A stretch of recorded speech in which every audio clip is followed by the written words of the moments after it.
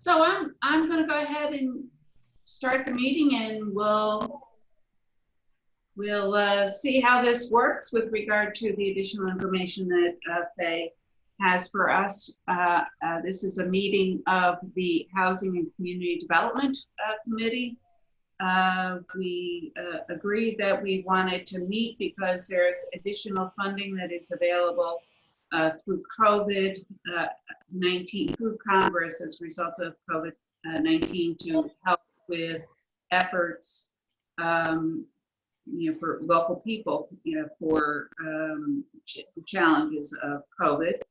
And also, Mr. Anani had suggested that we include Steve Longo, the Executive Director of the Albany Housing Authority, to find out what issues they may be facing. Faye has noted that they have a separate source of funding, but nonetheless, because there are challenges, some of the discussions are going to be about housing issues here, small businesses, food, and that kind of thing. And so hopefully Steve can fill us in on what is going on to the many people who live in apartments in the Albany Housing Authority and what issues they may be facing that we may not be aware of.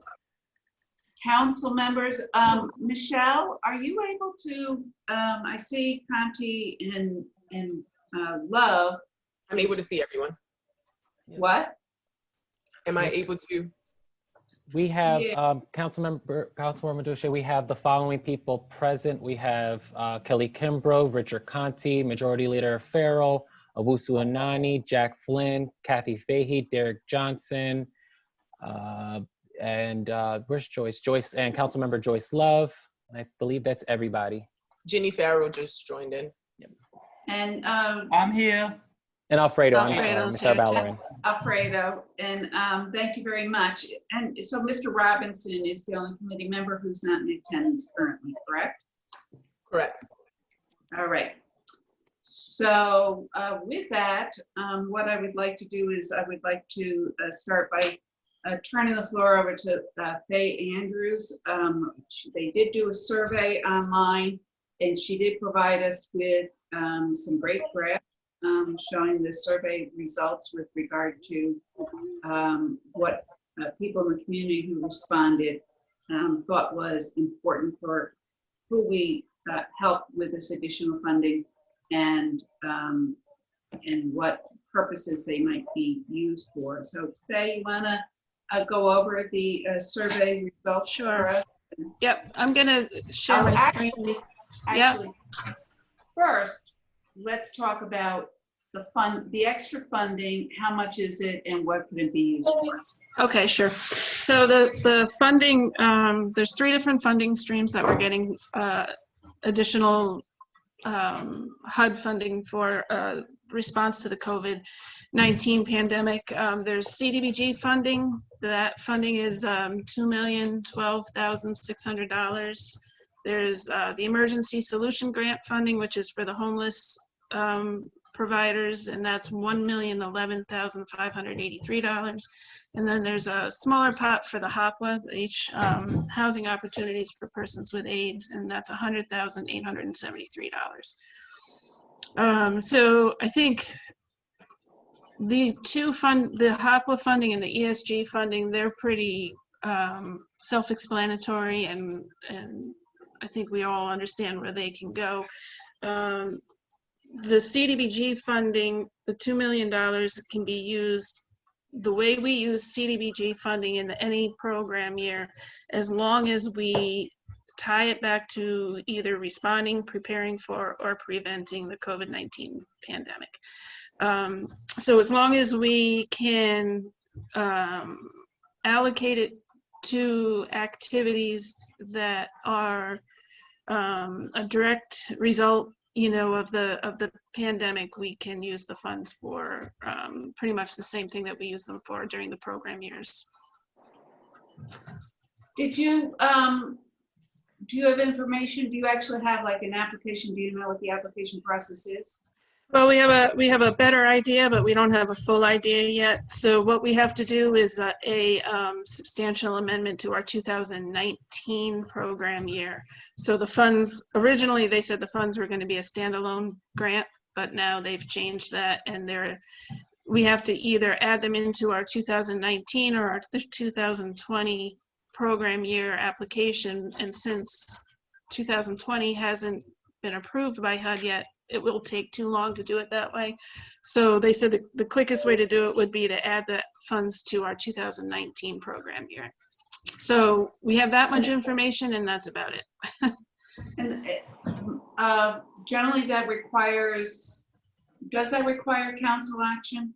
No, it doesn't require action. It requires us to have citizen participation, which then does include the council members. So it requires us to have a 5-day comment period on our plan once we get the plan in place. And other than that, we don't need a council action. All right, thank you. Yep. So could you go over the survey results? And Yeah, then we'll take sure. questions on Yep, I'm gonna try sharing my screen. I think it'll work this way if I do it.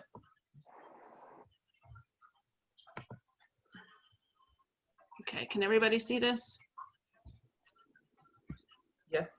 Okay, so I'll start back at the top. I don't know if there's really any surprises on what we're seeing with the survey responses, but we'll go over them quick, and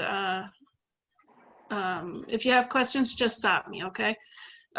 So the first question that we asked people was who we thought was the most vulnerable populations to consider for this funding stream, and what we came up with, what the respondents basically said was that it would be low-income individuals, and the elderly was the next highest population.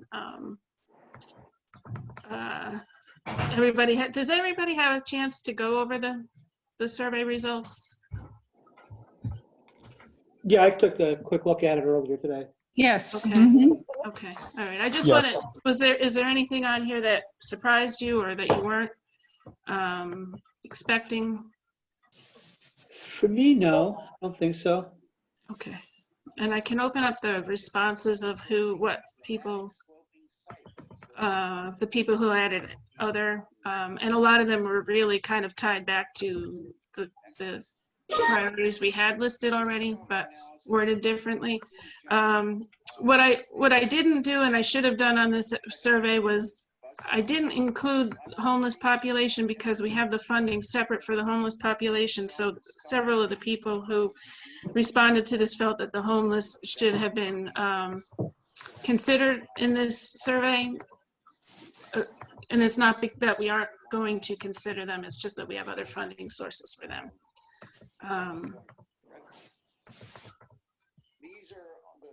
Okay, everybody okay with that question? Yeah. Yeah, can I ask a quick question? Sure. And I don't know if you can tell, Uh-huh. like you have like 370 some odd respondents. Yeah. If you can tell anything about who they were, whether it was a representative response, like demographic. I think I can.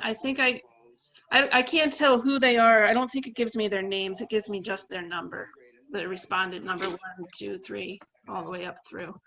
Okay. I'll show you that part at the end if you want, and we can take a look. But I don't think it says, for the most part, that who they are. The other highest, on the other population, small minority-owned businesses were another one that was people felt we should have focused on as well. Could you not scroll quite so? Oh, I'm sorry. I'm sorry. This is the category other on the vulnerable population. So I'll go back up to the top so you can see it. But this is what people put in for other answers.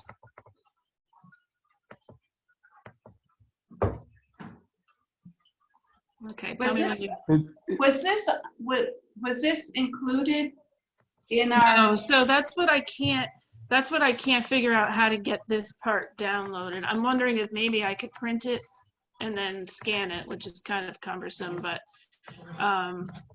there's no way for me to pull this data out from what I can see. So there may be a help, I can ask the help desk maybe and see what they can, if they can tell me how to do it. But from what I can tell, I can't pull this information out to put it into a presentation format. All right. But anyway, I'll give a shot. I'll give a call out to them tomorrow. Okay. Keep going. Am I good? Okay.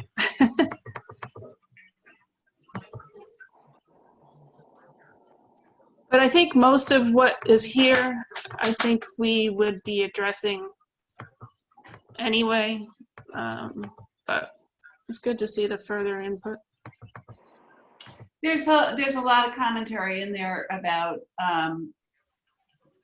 moms with young children or working moms with children. Right, yep.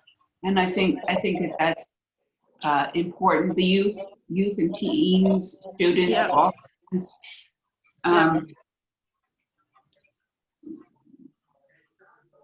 Okay, we'll go on to the next one. Just real quick, Faye. Yeah, Hey, for the respondents, do we know where they were from? I don't know if I missed that or not. yeah, no, we don't Area, know. but- So we don't know. We don't know if they were from the city. We don't know if they were outside of the city. That's, I don't think this can capture any of that. I think though, from what I'm seeing on here, it seems like it's an Albany representation. It doesn't really strike me as people from outside of the city who are responding on it. But I can't tell what neighborhood either. Right. Right. So anyone with the link could respond to the survey. Correct. Yeah, correct. Okay. All right. Thanks. This is the second question. Kinds of needs that they felt people would have, vulnerable populations.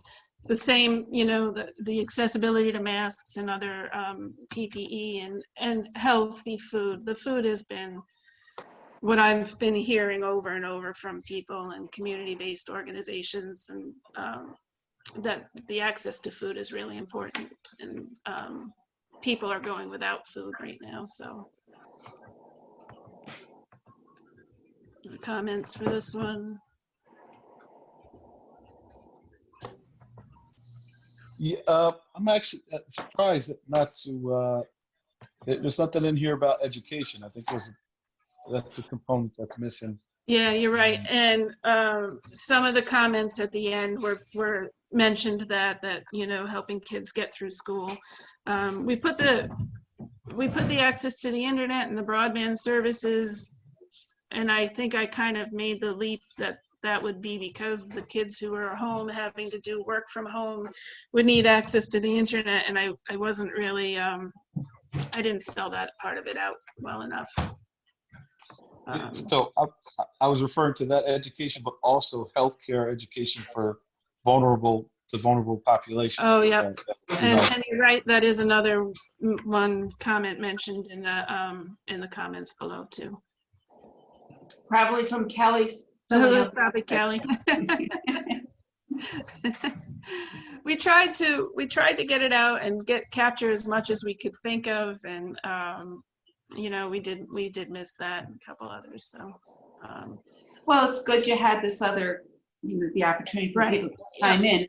And that's precisely why I thought it would be good for us all Yeah. to get together and do a certain amount of brainstorming. And Yeah. So I appreciate that you had that open-ended question. Yeah. Small businesses, they were mentioned a lot, a couple times in this particular area too. But, assistance with utilities. So we can use the CDBG funding to assist people with rent and payment of their utilities only for a 3-month period. They just, Oh. yeah, go ahead. I was just wondering, what organizations do you typically work with as it relates to like rent or utility assistance? We generally, the only funding we usually we use for that type of programming is the ESG funding, the Emergency Solutions Grant funding, and we usually contract with United Tenants Association to do it. They've got a really good system in place, and they've you know, their application process is smooth and easy for people to become and, you know, to get involved with it. Sometimes we also contract with legal aid for eviction prevention, but that's more the legal end of things. They don't really do the eviction, the payments to land, you know, back rent or anything like that. Thank you. Sure.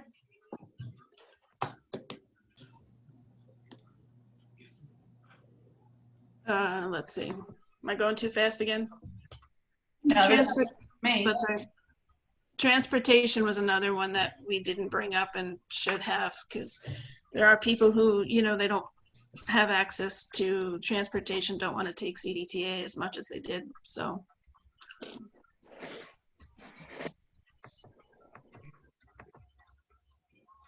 Faye, I do have a question. Yeah. Are there any qualifications or with the rental assistance? Well, the qualifications, as of right now, CDBG, HUD has not lifted any of the income qualifications from the funding, meaning that anybody who accesses our programs or any of the programs funded with these dollars will still have to be 80% of the area median income. HUD hasn't given a ton of guidance on that part of it. There is another national objective called urgent need that's a statutory regulation, and we can 30% of our funds can be used on residents or programming for people who are over income. It'll be a program, you know, that'll have to be developed if we do it with these funds. It'll have to be developed in a way to put a cap on the funding, on the rent payments and everything. So that'll be a program that we'll have to develop if we do it. The good thing is the eviction that was extended through August now, I think, or August 15th. So the evictions aren't looming like we thought they were going to be come, what was it, this month, right? Was it May 15th? June 20th. Oh, was it June? Okay, so, but now it's been extended to August, so we'll have time to figure that out. And I know that there's, in the fourth bill, the fourth round of stimulus funding, there's discussion of additional larger amount of funding coming to help for eviction prevention too. So that'll be good, because I think that's going to be, I think we're going to see a lot of people who might not even qualify for our funding having an issue with being evicted. You know, if they've lost their jobs, then and they're not able to pay their rent, I think there's going to be a greater issue than we can imagine. So anyway, did I answer your question as much as I could? Yes. Okay. Just to follow up, Faye, Yeah. the area medium income, do you have that number by any chance? Oh, And is that yeah. by City of Albany or is it by the county? It's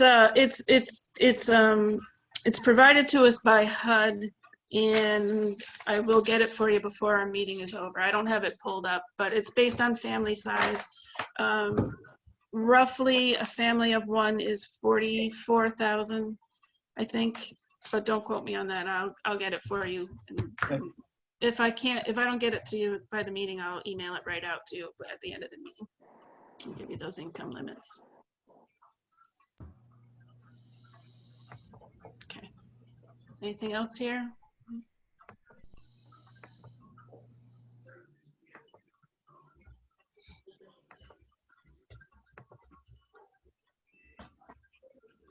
Okay, are we good with that one?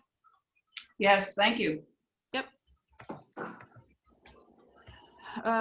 Housing needs, we just kind of touched this subject. Eviction prevention was the highest priority here, followed by foreclosure prevention. And in one of the comments, I don't know if it's here or the other comments down below, Affordable Housing Partnership did complete the survey, and they are saying that they're feeling fairly confident that they can help people with missed mortgage payments, tack those on at the end of their mortgage. It seems that banks are acting as though they're going to be flexible with that. So that'll help definitely. But that's not 100%, it's not a given, but they seem fairly confident that that will be the case.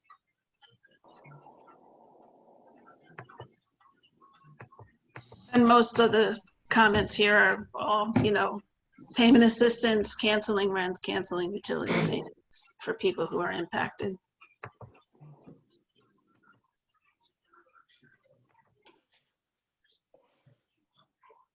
Faster, am I okay? Hey, is there any specific, is the money that's being provided to us, is there any specific amount that's being earmarked for any specific purpose, or is it just one general pot? Yeah, no, it's one general pot, and we base it off of community input and input from organizations, public officials, everything like that, so. Actually, Faye, Yes. I don't know if I just want to make sure we understand that you're talking about the CDBG funding. Correct, yeah, correct. The approximately $2 million when there's Right. this additional $1 million for homelessness assistance. Yep. Yep, correct. And those and some of those funds can be earmarked, the ESG funds can be earmarked to eviction prevention right away.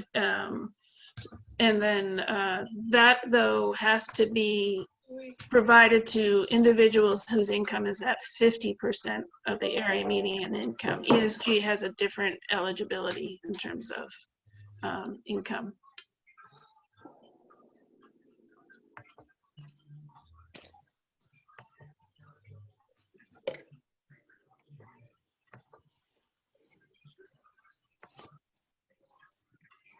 Okay. Pretty good there. Any more questions on that topic? No, Yeah, okay. thank you. All right. Small business relief. Retention grants for employees, so people can remain employed during the pandemic, and then stabilization. When I said stabilization, and I'm hoping people understood what I meant, was just to help people keep their businesses running. Those are the two highest priorities right now. Limited comments. And a lot of the, you know, some of the questions include nonprofit, making sure that employees and staff have PPE.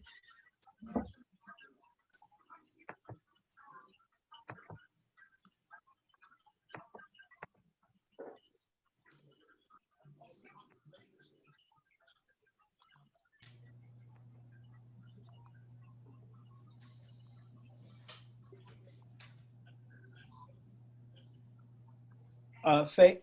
Yep. For the small business assistance, can they just come directly to your office? We'll probably not do that. We'll probably sub that program out because we don't have the experience in our office to do this and to vet the applications in the way that I think we're going to have to do it. We're definitely going to be involved in it, making sure that the regulations for HUD are followed with it, but I don't think that we'll run the application out of the program out of our office. For one, it would also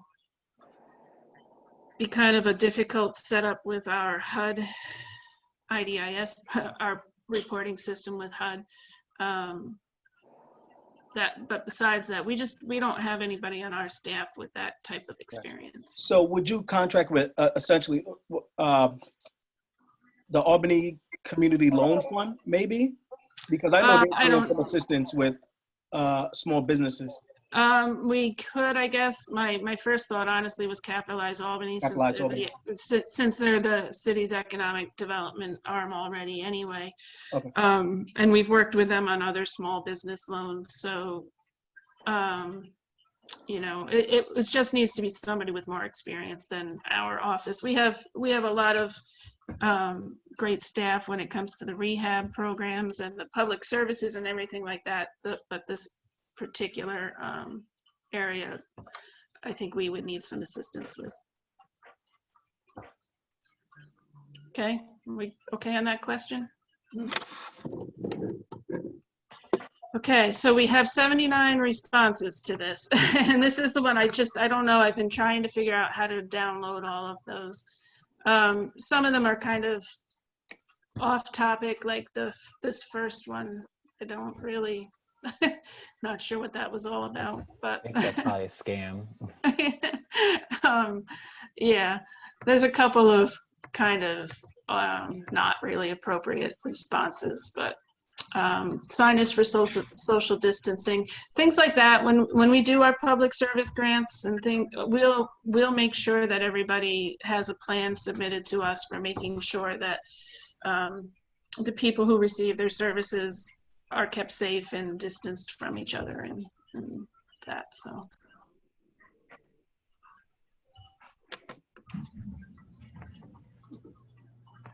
See repercussions to the rallies. I don't really think I can spend CDBG funding on that. Yeah.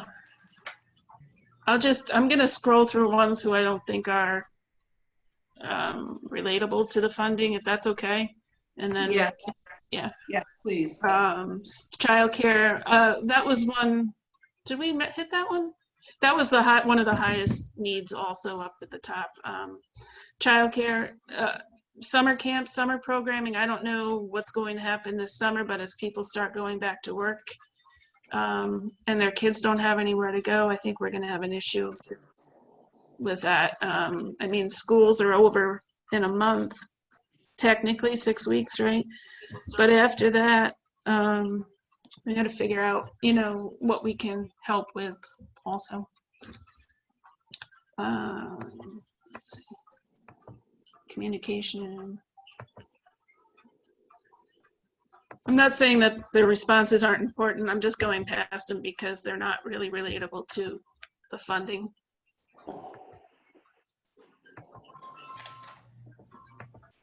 Oops. There's quite a couple if you want to read through them. That's.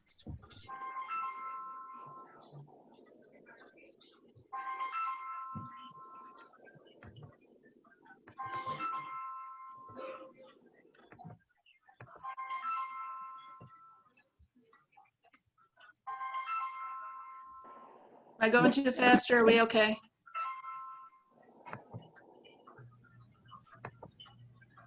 We all right still, or you want me to slow down? Yeah, I'm all right. I wouldn't mind having you just highlight anything that you think is relevant to the funding. Yeah, you know, most of them I think are what we would already expect, the ones that actually relate, you know, high impact communities like this one here, making sure that we're reaching out to, you know, the low income neighborhoods, that kind of stuff. A lot of them are kind of redundant from the questions above, but it's important to get, I guess, a different view of them.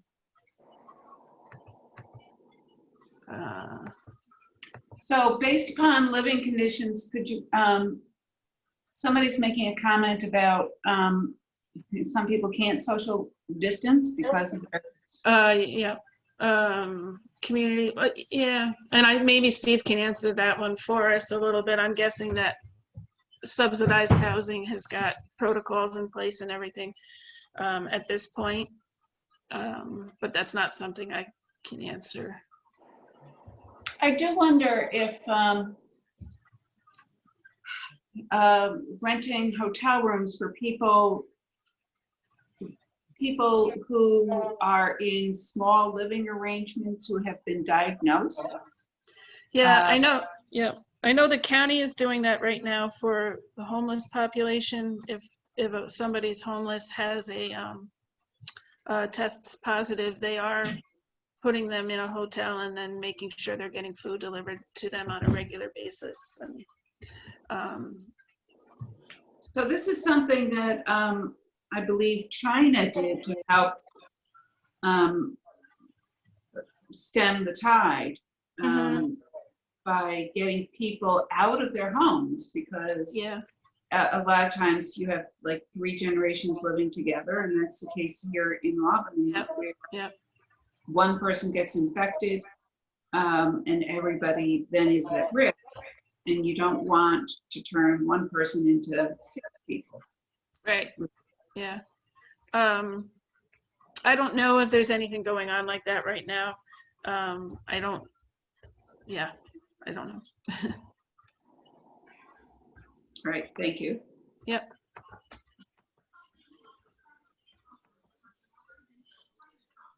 This is the one about the school, making sure kids are getting their education.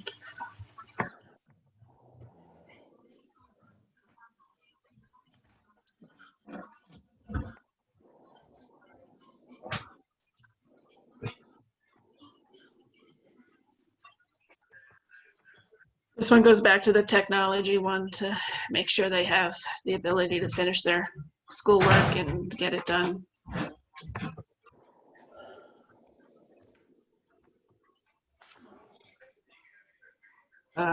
This is kind of what I touched on with the people and the evictions.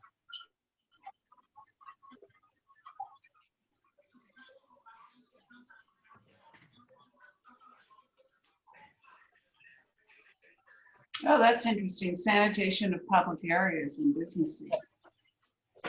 And here's the health education, Kelly, that you were talking about, making sure that people know what's going on and that kind of thing.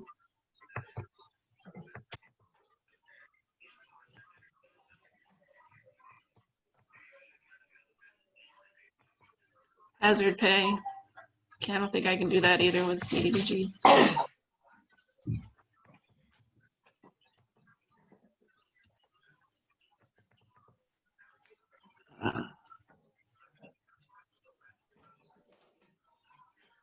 Okay.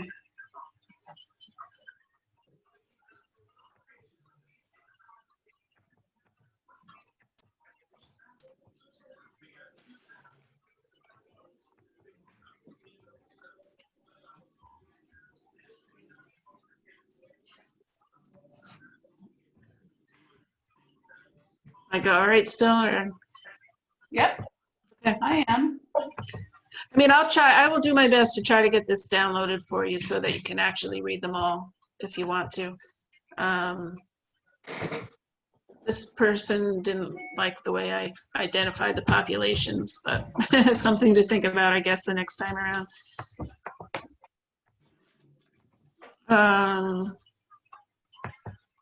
This one, this is the only one I actually identifies a neighborhood.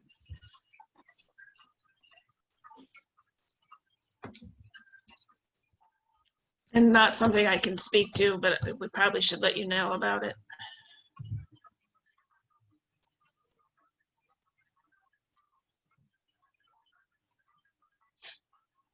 If we can find out who that is, they could probably apply to our programming, but look into that more and see if I can identify how to do that.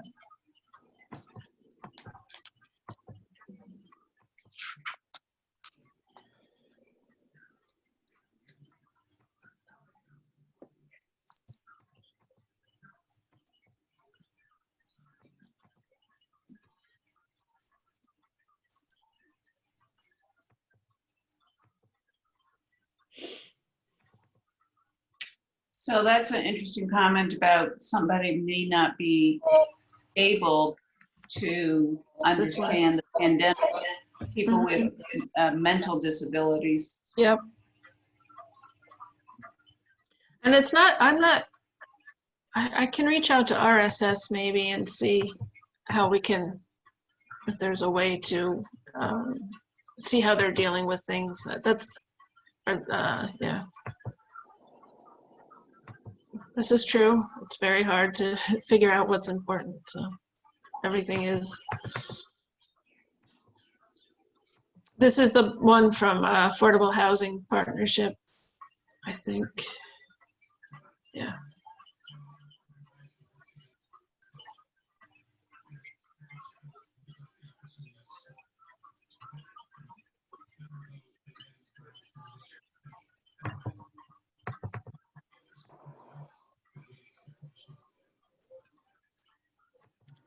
Food assistance again for people quarantined.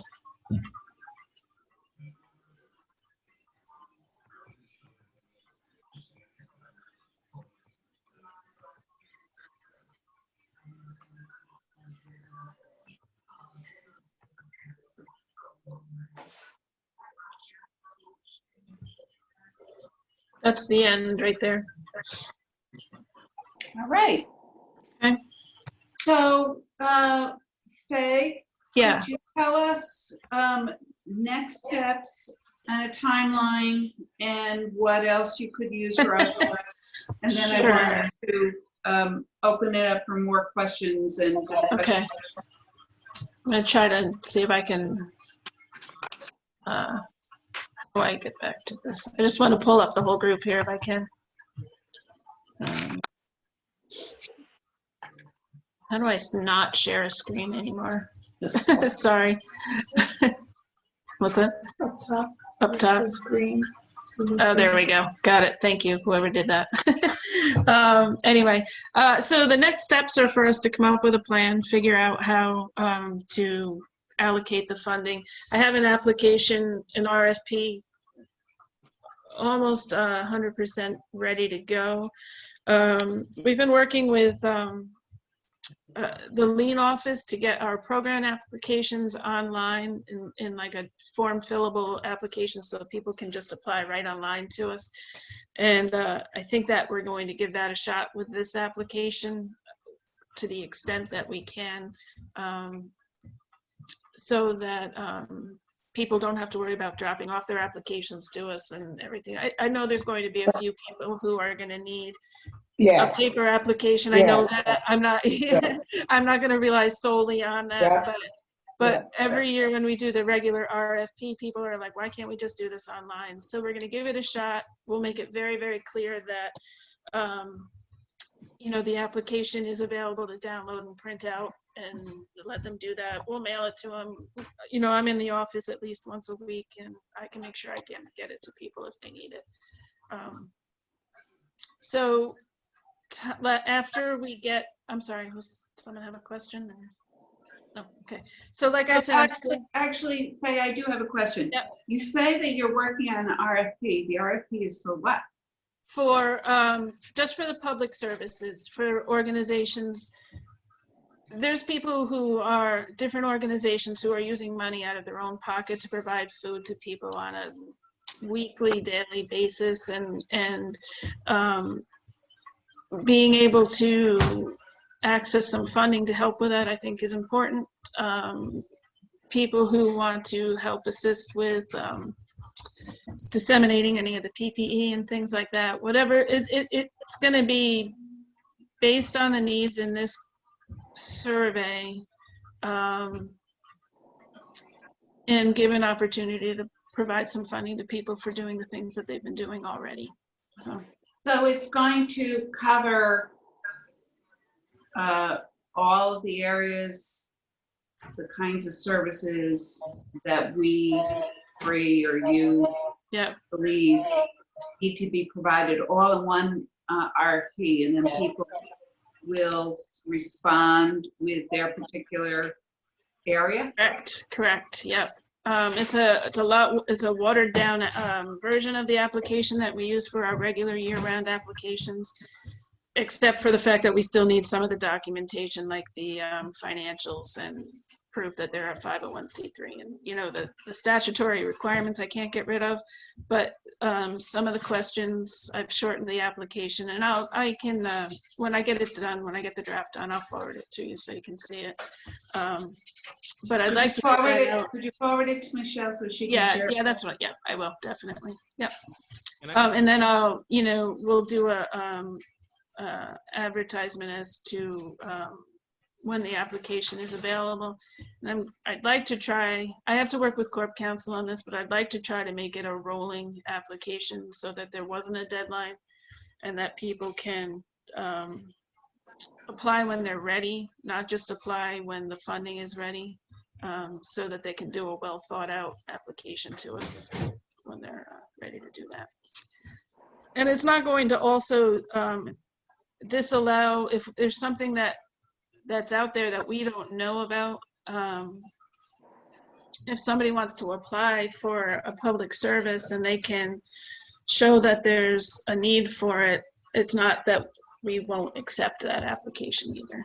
So, I mean, I tried to capture what I could in that survey, but I'm sure I missed something. And if there's people out here who know more of what is needed in the community, then certainly they should be applying. Now, the homeless assistance would be a separate RFP? No, so actually that one, we don't even have to do an RFP for that one. We have guidance from the continuum of care, and that funding, they'll assist us with how to figure out what the organizations are that need that funding. So that's a little bit different this time around. Usually we do an RFP for that. All right. So, so next, you were talking about next steps. Is there anything else? Yeah, so the next steps is we have to figure out, with input from everyone, where we priorities for the funding are, and then how to get the funding out. We do have to do a plan. Like I said, it's just that's the part I don't have from HUD. I don't have the format from them as to how, what questions they want answered and why, or anything like that. So I'm hoping to get that this week. They finally did just start sending out stuff to us Friday afternoon. So I'm a little hopeful that we'll get more guidance through the rest of this week. I had a quick question. Sure. So is it going to be a first come, first serve type of application process? Or is it going to be a set deadline and everyone has until that time to apply for these funds? Yeah, well, I mean, I don't know what the response is going to be. I'd like to be able to have it a certain amount of funding available, and let people apply for it. I probably am going to have to put a deadline on it because I don't want people it's a hard decision to make. I don't want people scrambling to apply for the funding when they're not ready, but then I don't want them thinking that they have to get it in right, you know, and I don't know. It's tough. I'm trying to, I don't know. If you have a suggestion on it, I'm willing to listen, because that's the one part of it that I'm struggling with, how to make sure that everybody can apply for the funding when they're ready to apply for it. So when you say people will apply for it, you currently have a review process? Yeah. Mm-hmm. And we have a yeah. I'm sorry. Go ahead. And you will have that process continue? Yeah. I'm wondering how soon after people apply you will be able to tell them how much money they're getting. Yeah. So we'll use the same system that we've been using for our RFPs, but I will have to get people who are interested and willing to do it. It's gonna, you know, it's a different time right now. I don't know if people that we've used in the past will want to do it, but we'll have to have a new group. We'll have to have a group of people review them. I have a question. Sure. Did you do a survey with the existing organizations who were awarded the CDBG? Yeah. funding? Well, they all got this link. Yep. But I mean, a survey directly, probably directly asking what their needs are as community-based organizations. Yeah, so shortly after this whole thing hit, right in the beginning, what we did was I sent an email out to the existing subrecipients that we have right now, because a lot of them, you know, had to shut down their programming that they had original funding for.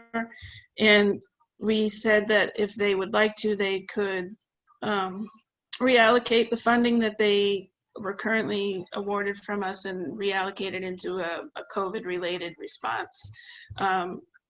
We did get actually probably 4 or 5 different organizations did send us in a different budget and different goals, and we changed their contract to represent that.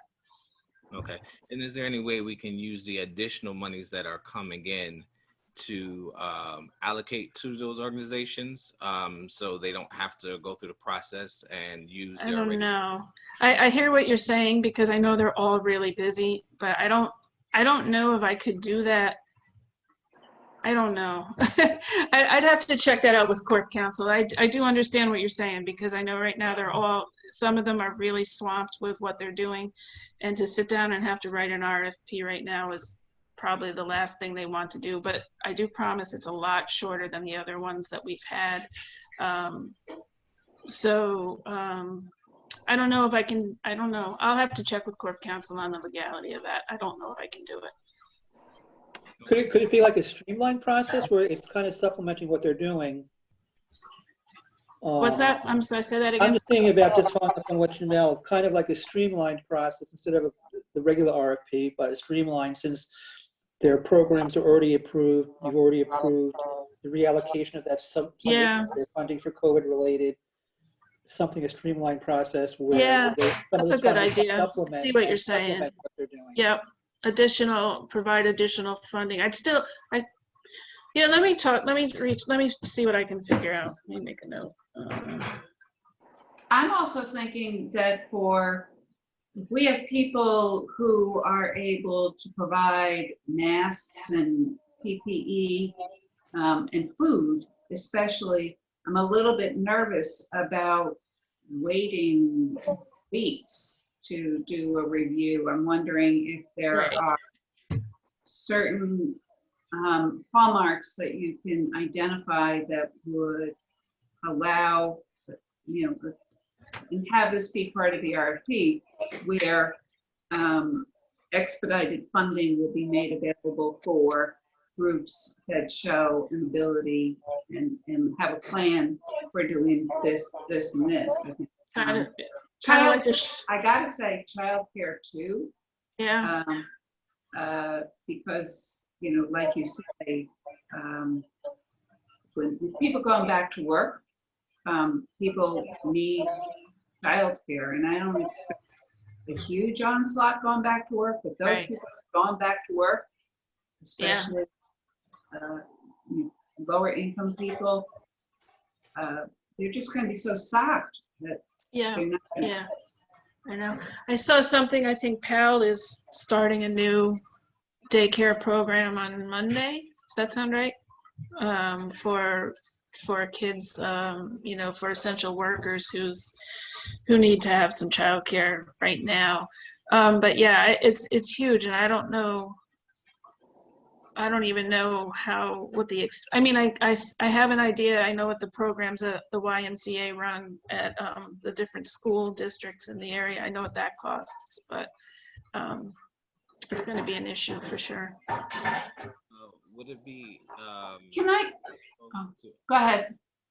possible to maybe create a separate RFP for daycare providers?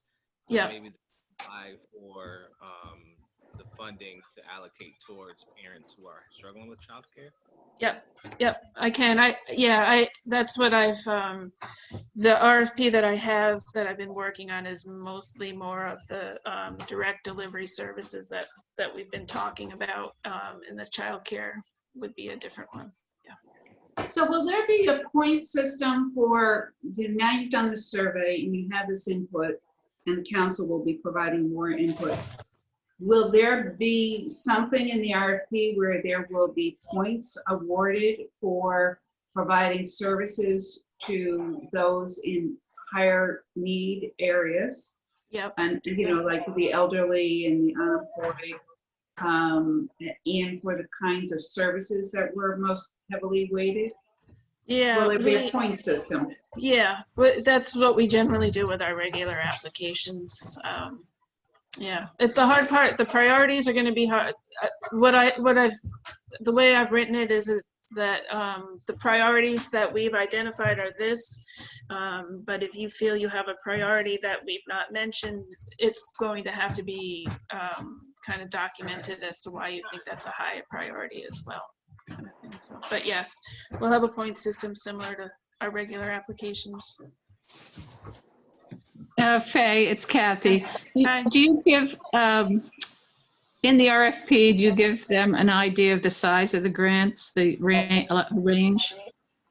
That's what yes, I do want to do that, but I don't have that cap yet. Yeah. Yeah, right, because, I could say I have this much funding to go out and somebody could ask for all of it, but. Right. And it helps people plan when they're doing their. Yep. I'm going to try to make it as easy as possible for them to be able to just write it, but still make it thoughtful and within our guidelines for HUD.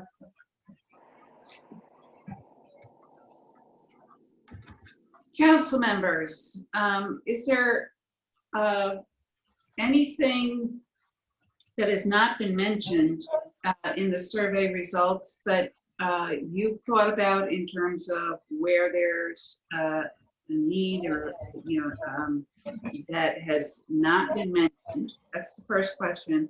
And if anybody wants to provide any feedback in regard to if there's, in particular, if there's any disagreement with the priorities as this survey has revealed. I don't have many disagreements. Childcare, housing assistance, food assistance, senior assistance, PPE. The one thing that was mentioned in the survey that has not been brought up is filling the gap, the educational gap for our communities. School officially ends probably mid-June, but students haven't been in the classroom since mid-March. So there usually is a summer melt, summer gap. Right. And it's been extended 2.5 months. So anything that can help reach that gap when students are coming back and to be honest, we don't even know what type of systems they're going to be coming back to in the fall. If it's going to be a hybrid or back in the normal classroom. But something that tries to address that gap to all of our students are dealing with, but it affects specifically our more vulnerable communities. Yeah. Yep.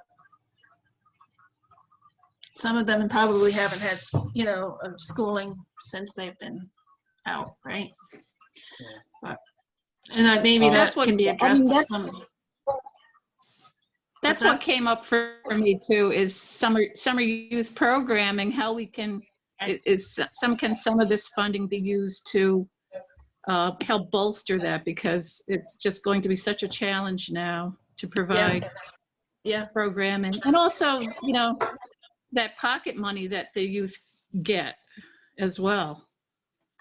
Oh, the summer youth employment program, you mean? Yeah, I don't. Right, but tying that program into providing services for our younger kids, I guess I'm thinking. Yeah, it can be used for.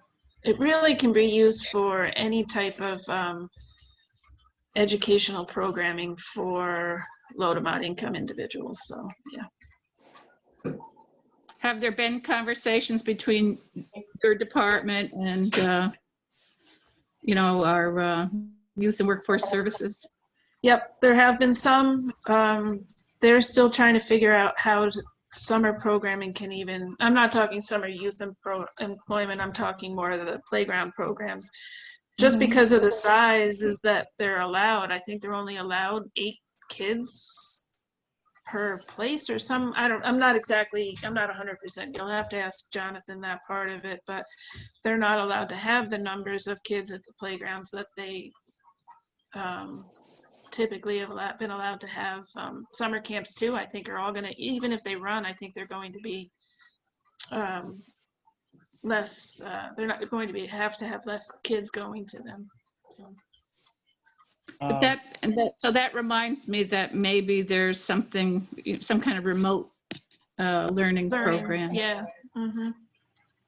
So I'm thinking in particular, every once in a while I come across somebody who is not connected to the internet and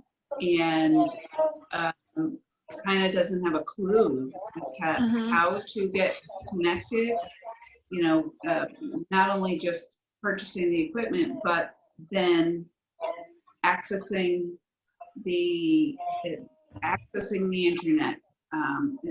And what kind of programs you need on your computer, downloading programs, and if you have especially, and if you have internet access in your home, right. And I know that Spectrum has provided some free service, but I wonder about how many kids are out there that really need somebody to come into the home and set things up. A lot of the kids, once they're set up, are going to know how to use it because that's probably been part of their experience in school. Right. But right. But making sure that they are set up. Now, I would hope that our schools are taking care of that, but I'm not.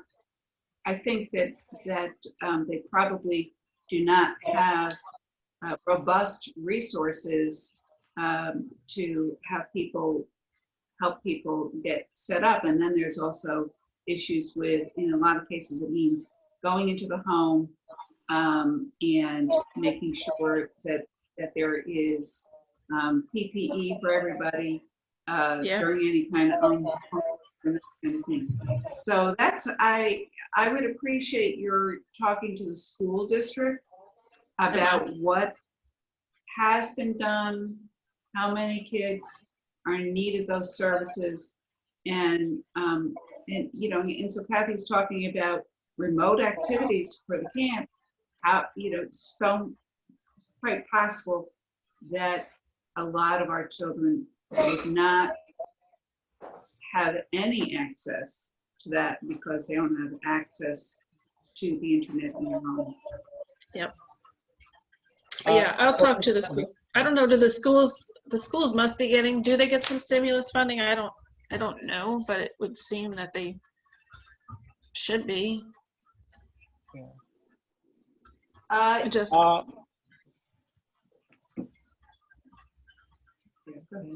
Who was going to talk? No, go ahead, Judy. I'll jump in. Remember last year we had that, the council had the meeting with members of the school district and others as well. And it was over our concerns about violence in the summer.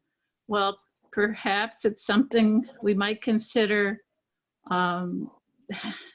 doing a remote meeting with some members of the school district, school board, just to get an update on how this remote education has gone and where, we have a little extra funding here. Is there what are they using to keep kids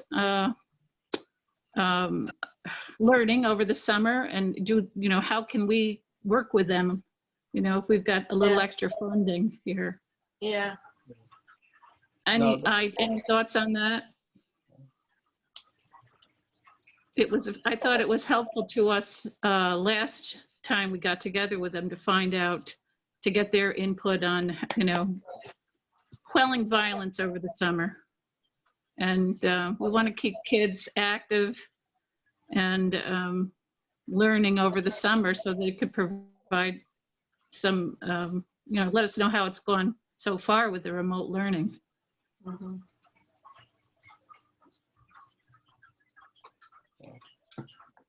Well, Faye, just thank you so much. I just have a few things that I've written down.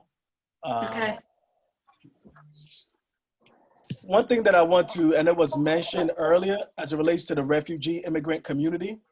Many of us received, the CARES Act, the $1,200 that was allocated, and some people received it more. But this population did not receive it. There are people in those communities that did not receive it. Are you doing anything as it relates to like direct assistance to them, like paid assistance? Yeah, no, I actually, you can't give direct financial assistance with CDBG funding. What about the ESG money? Can you use that as a direct assistance? No, Okay. and that wouldn't be, I don't even think that would be an appropriate ESG funding. Gotcha. Use. Yeah, just to kind of have the refugee immigrant community in the back of your mind. I know sometimes they're the voiceless in our community. And many people, even with the survey, when I shared it, many people didn't understand, the English is a second language to them. So being able to participate in some of these surveys, just to kind of keep them in the back of your mind. Also, as it relates to like the small business, as it relates to the small businesses that exist here, there are some businesses that are really becoming proactive in assisting the community. I think about businesses like Kitchen 216, who is giving out free food to any students if you show up at 12 o'clock to the establishment. So maybe thinking about send money aside for those small businesses that are doing great work in the community already. And those organizations like Feed Albany, also another organization. Okay. Yep, I will do. All right, and then the second, like Judy Dorchelle was saying, as it relates to broadband and internet, 30% of our residents don't have access to affordable or reliable internet. There were some reports that were sent to us by the school district that was echoing those sentiments that even with the distance learning, there are still some students out there in our city who don't have access to technology as it relates to the computers. They don't have access to the internet, and they need assistance to overcome the distance learning aspect of it. So if there's a way that you can work with the school district to offset some of that cost, that would be a step in the right direction. And another thing too, as it relates to not having the technology, in the summertime, if we look at summer youth program, if we're doing it remote, the students are still going to need access to technology and the internet. So it will be important, a couple of us to actually be proactive in that instance as relates to making sure that those communities have access to the technology and internet. All throughout the city is being echoed that Spectrum is giving out free internet. I want to say how's it working? Yeah, exactly. There's so much caveat as it relates to getting some of those free internet.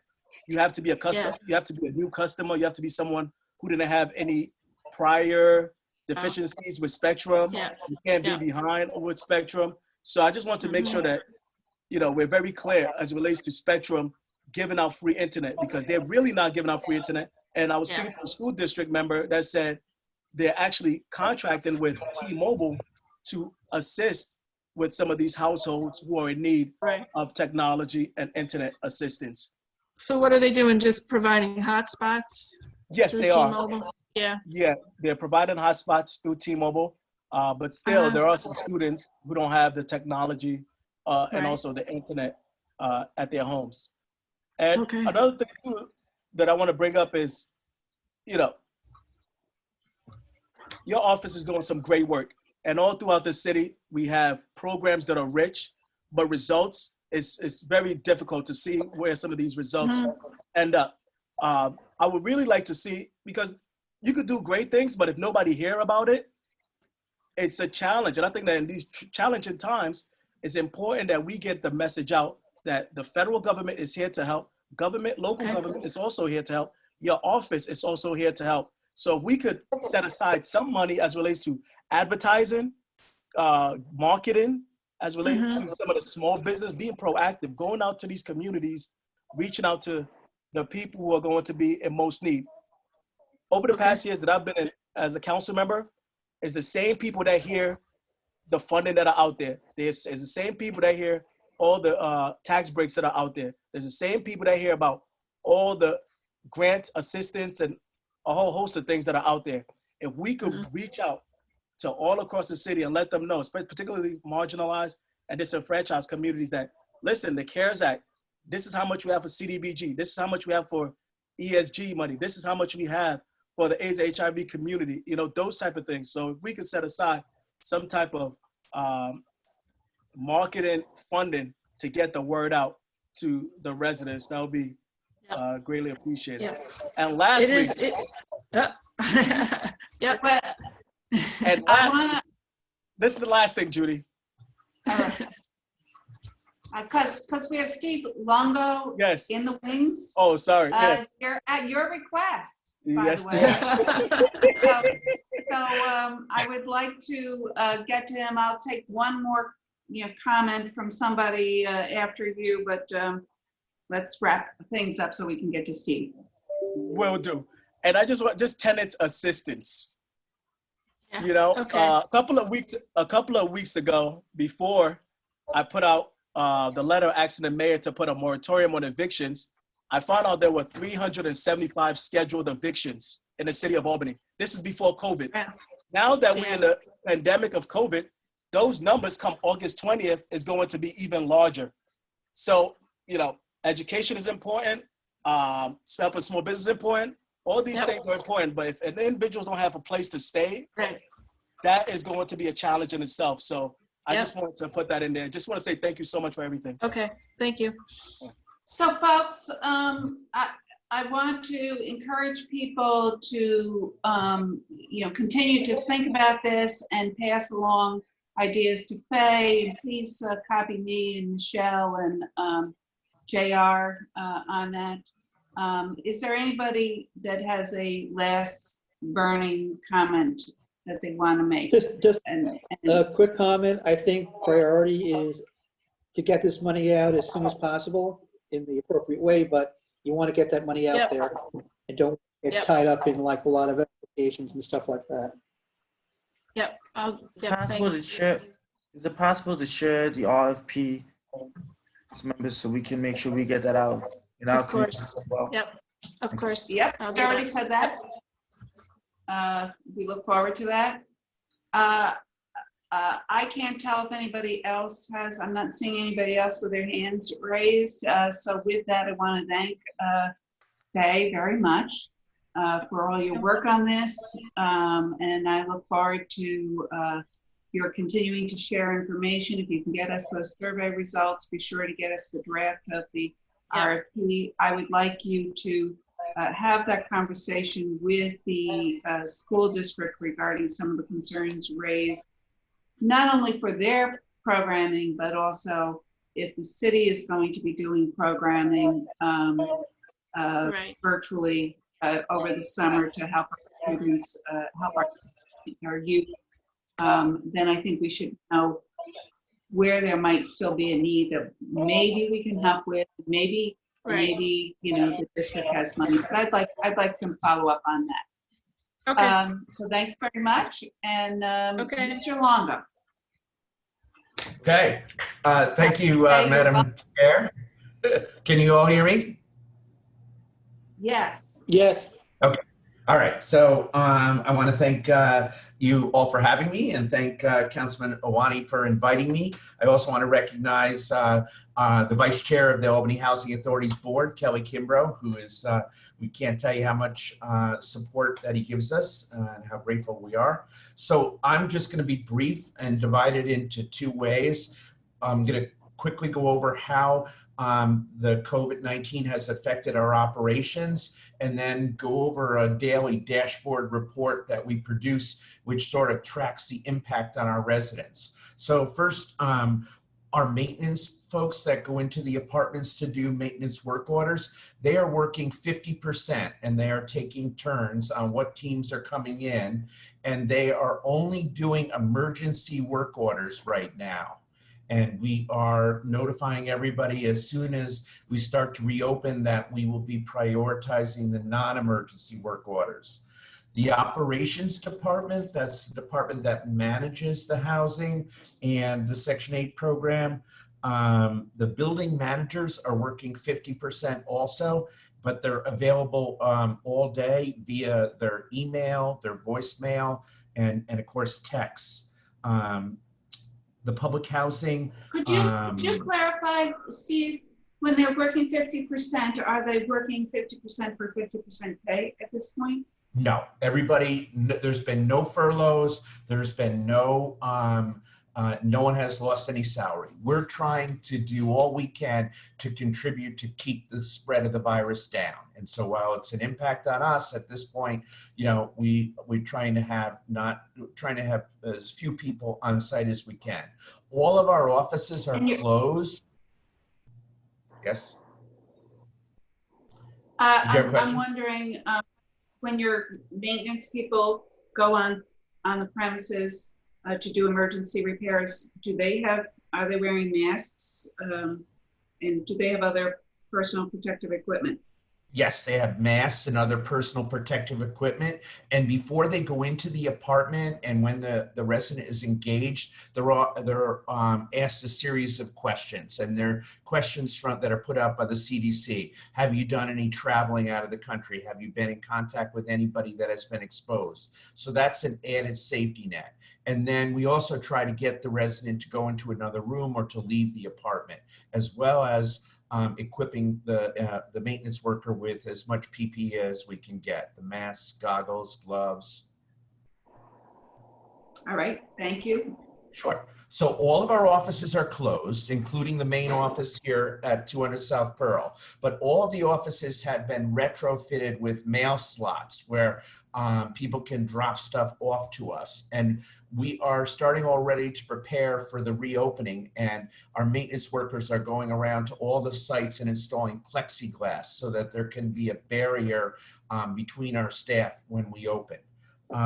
So we are really proud of the fact that we were able to we have a 2-person IT team here at the Housing Authority. They worked around the clock to provide remote access to our professional employees. So the Capitol South Campus Center, which is operated by BOCES, they're closed now. So within that, the Housing Authority owned a cart with 50 laptops. So all of those laptops were meticulously reconfigured so they could get access into our system, and they are equipped with headsets because of our VoIP phone system. So all of our caseworkers that are handling the 2,400 families on Section 8, the 24 handles in public housing, they're able to contact their caseworker as if, you know, it was a normal day, because the caseworkers are all 100% working from home.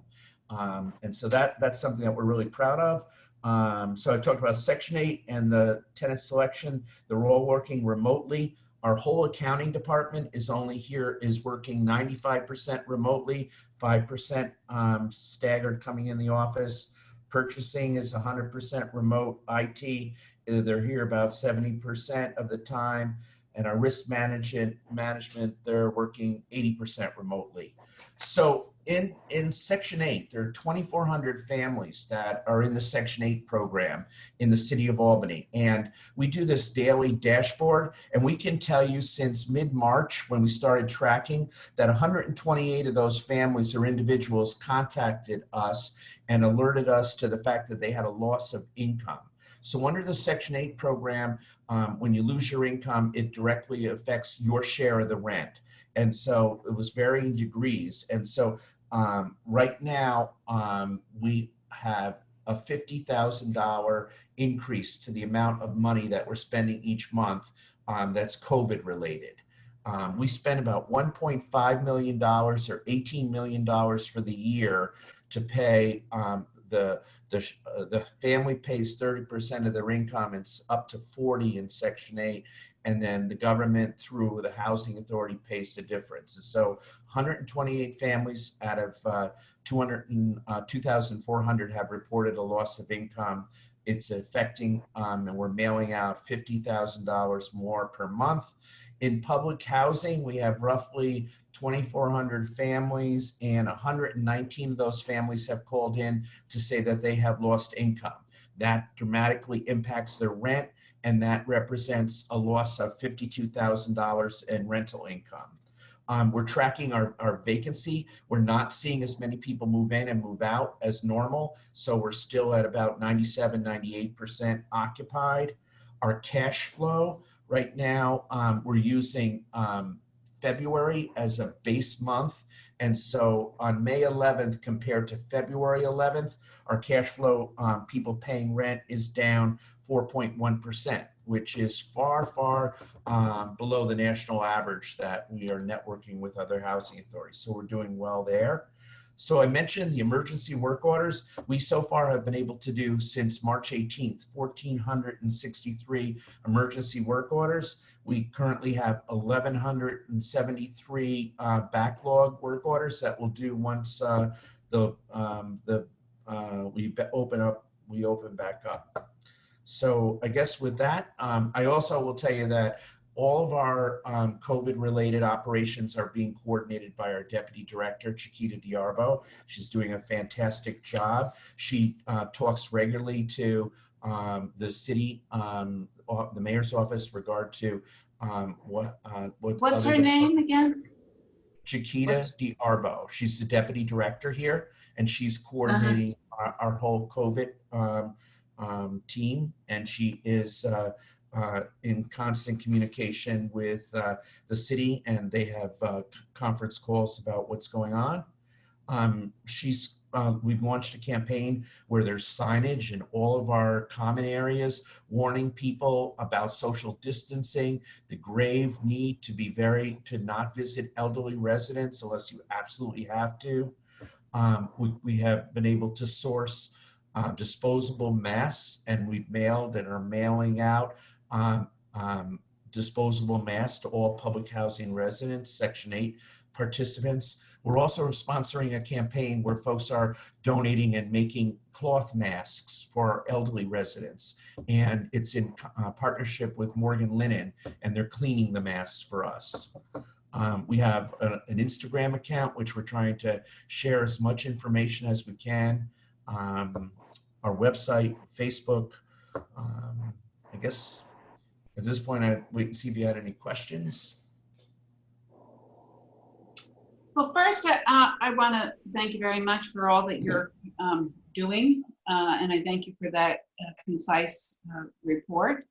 I also want to note that you're leaving us soon, and I appreciate your agreeing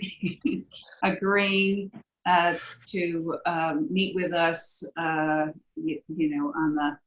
almost on the eve of your retirement. Your retirement date is, and don't smile too broadly.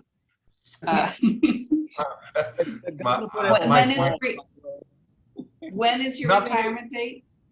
Nothing is as planned. I mean, first of all, I thought it was going to be an easy 2 months before I left. I had no idea this was going to happen. I am planning on retiring on June 30th, but I've explained to the board, which Kelly knows, that if they have any difficulty, I'd be willing to do whatever they need. But I'm hoping to retire June 30th.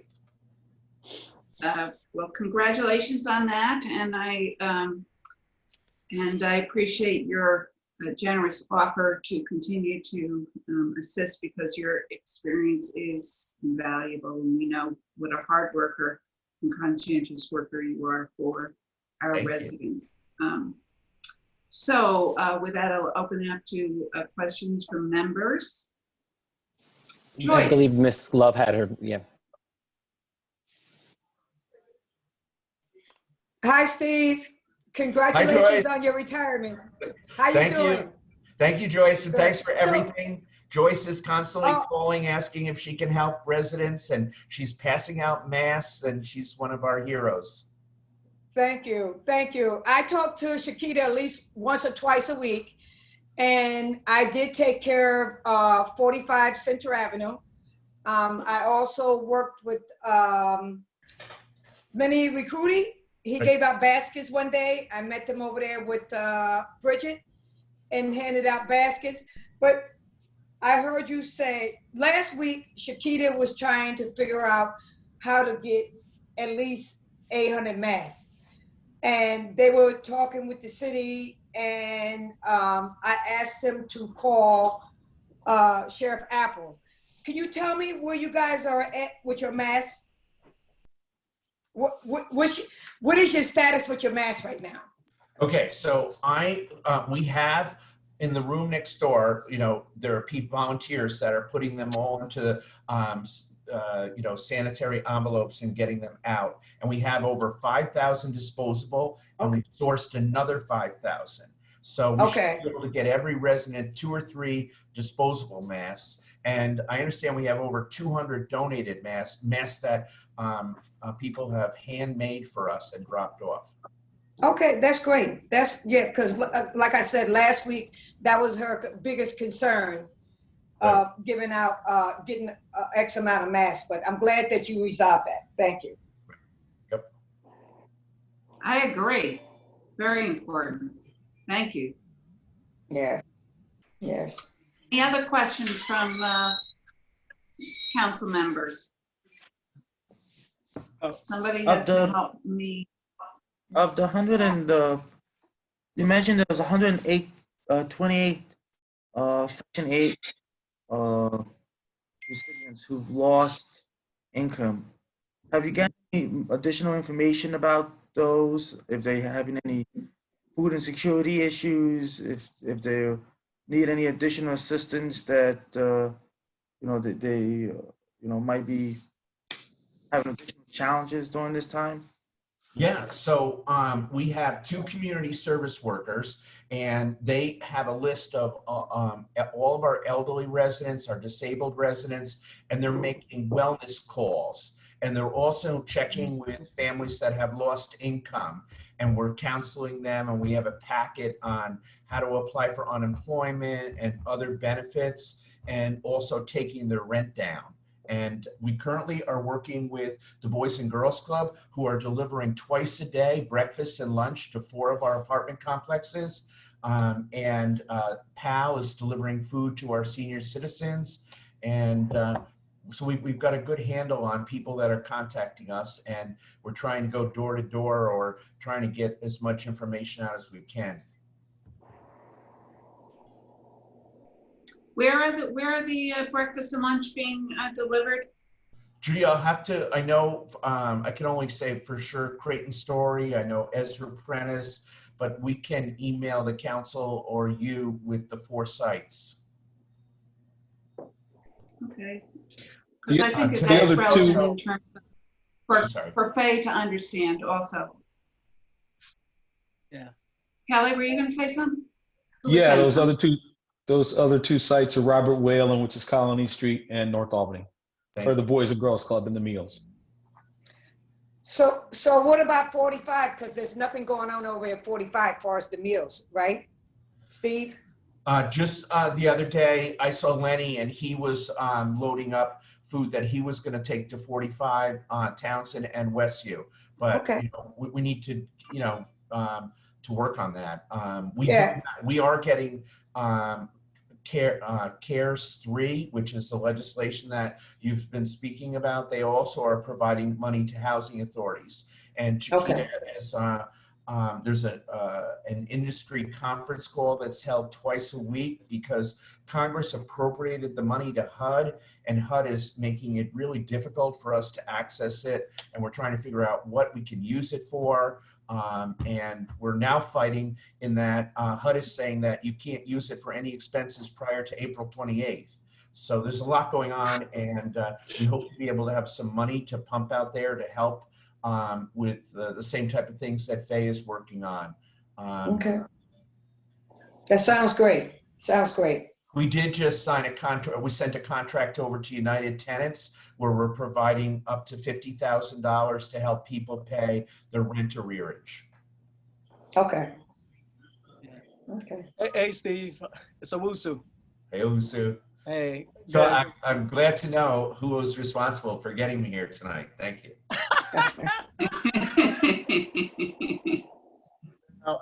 Just want to say thank you so much for everything that you have done for the city, and I wish you could stay a little bit longer. I think the governor's pause, New York pause, I think it applies to you too, so you might have to pause that retirement. But anyway, just want to say thank you so much for everything that you have done. My question is more so as relates to like rent collection from individuals impacted by the pandemic. Like, how has it been with the rent collection with individuals that have been impacted by the pandemic? Honestly, you know, I'm just totally amazed that we're only down 4.1% from where we were. I'm using February as, you know, the base month before the COVID. There's multiple ways to pay your rent. And one of the big ways was people would come in to 200 South Pearl and pay at CEFCU. And so we were really nervous when CEFCU and the building closed. But people are dropping, you know, they're going paying by, they're going online, they're mailing their money in, they're coming to our sites and dropping the checks off. So there's a multiple ways of paying, and things are going really well. Anybody who does contact us, the caseworker tells them right away the benefits that they have. You can go down to a minimum rent, a zero rent, and we're working one-on-one with your caseworker. That's awesome. Yeah, many of my friends in the city was like, well, can Albany Housing cancel the rent? And I was like, wait, it's not that easy. It's not that easy. It'll be, but you know, following with our conversations that we have had, they have assured me that, you know, individuals who have been struggling with either Section 8 or those type of things are being handled. So I just want to say thank you so much for your leadership in these times during COVID. So I was getting ready to have a press conference out there, actually to cancel rent, but I'm glad that you're handling it very well. I really appreciate it. Yeah, please don't do that. But yeah, I'm all set. Any other questions? This has been a lengthy meeting, and so I do want to give people, you know, a couple of opportunities, but I think we should be wrapping up. Other questions? Did have Joyce, do I see you, Joyce? Yes. When will Faye follow up with us? Faye, is she still there? Yeah, I'm still here. Sorry, I just had to unmute myself. That's okay. I'll follow up as I get more information. I'll make sure I send it on to you. And yeah, I'm glad. I'm not glad, but I'm glad to hear, Steve, that you're having the same issue with HUD that we're having. Get the money out the door, but we're not going to tell you how to do it. But we were told March 27th. That's what you get for putting a doctor in charge of HUD, right? Yeah, I know, right? True. And one more thing, when you get the applications that's going out, that people have to go online and hard copies, can we get a hard copy? Yep, I will get it to you. I mean, as a hard copy, you mean an emailed version of it? Yeah, email. Yeah, because I can always print it. I just like to see what the application look like, and also I want to be able to help my constituents, but I need to know ahead of time what that application look like. Okay. Yep. Just so everyone knows, we still have the requirement. It does have to be a 501c3 that applies for the funding. So if there's some of those grassroots organizations out there that are doing a lot of good work, if they don't have that, they'll have to hook up with a 501c3 who can be their umbrella, like their fiscal agent. They won't be able to apply without that. I forgot to mention something, and I'm really remiss, but Tracy Keelar, Bob Keelar, and all the folks at South End Children's Cafe, they are pumping the most food out of any organization. Every Tuesday, they're giving a package that has 5 nights of meals in it. And oh, wow. Amazing. That's great. That's great. Well, Kitchen 216 feeding the kids on a daily basis too. Great. So that's great. Yes. Yep. Yep, so. Alfredo, did you have something you wanted to say? Yes, I wanted to ask about the $50,000 that's being worked with United Tenants. That's anyone can apply for that. You don't have to be Section 8 or part of the housing authority. Those are funds just for anyone that's struggling with. No, see, here's what our logic was, because our money could only go to Section 8 and public housing. So the money that United Tenants uses to pay the rent arrearages throughout the city comes mostly from Faye and the ESG program. And so there's not enough of it. It runs out midway through the year. And so we have a lot of public housing folks that were taking some of that money from the city folks. And so by our concept is we're trying to get to where what you're saying is by more of the ESG money that would have gone to public housing and Section 8 residents is now going to be paid by the housing authority, freeing up the other ESG money to go to non-public housing and non-Section 8. It's a way to get the money into the system that the money is required for public housing in Section 8, but it frees up the other money. And I guess my follow-up would then be to Faye. How much are we currently allocating for those programs? How much do you see allocating of these additional funds to those housing assistance? So United Tenants currently their year 2020 grant, the one that'll start June 1st, their allocation was $84,000. And we haven't come up with the allocation yet for the CV funds, for the stimulus funding, but it'll be a significant amount because the need is going to be there. So. All right. Any last questions, JR? You need to let me know if anybody has hands raised, or Michelle.